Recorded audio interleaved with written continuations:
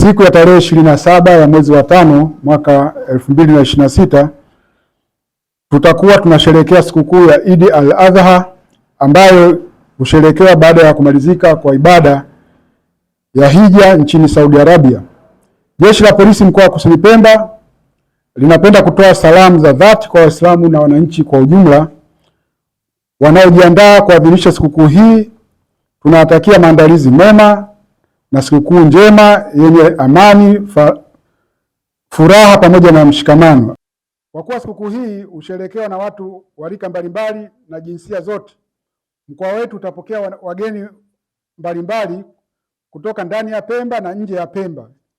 Hivyo Jeshi la Polisi kwa kushirikiana na vyombo vingine vya ulinzi na usalama linapenda kuhakikishia wananchi kuwa tumejipanga vyema kuhakikisha kwamba usalama wa raia na mali zao unaimarishwa katika kipindi chote cha sikukuu hiyo. Askari wetu watakuwepo maeneo mbalimbali yenye mikusanyiko ya watu, viwanja vya kusherehekea watoto, fukwe za bahari pamoja na maeneo ya burudani ili kuhakikisha kwamba sikukuu hiyo inafanyika kwa amani na inamalizika kwa amani. Tunawaomba wananchi kushirikiana na jeshi lao la polisi kwa kutoa taarifa za uhalifu na viashiria vyovyote vya uhalifu, kwani ushirikiano wenu ni muhimu sana kwetu katika kudumisha amani, utulivu wa nchi yetu.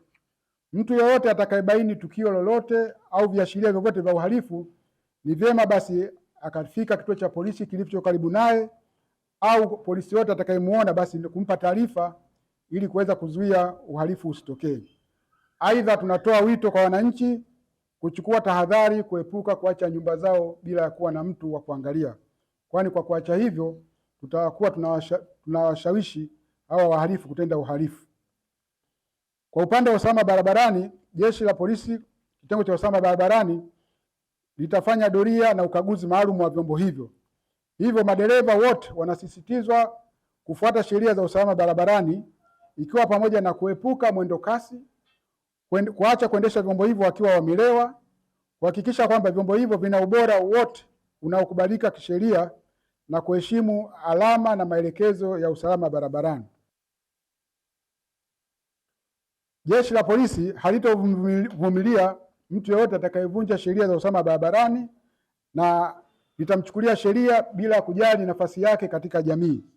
Kwa mara nyingine tena, tunapenda kuwatakia Waislamu wote na wananchi kwa ujumla sikukuu njema yenye amani, upendo na mshikamano, na tukizingatia sheria za nchi yetu.